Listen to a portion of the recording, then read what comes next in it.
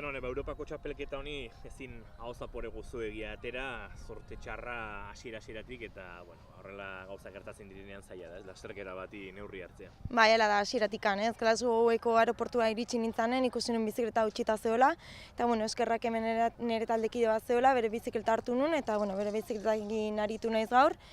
Eta aurre bai zulaketa bat, gero beste matxura bat eukiet, bizikleta aldatu eta azkeneko bueltan, eta alden moduan iritsi naiz helmugara eta listo.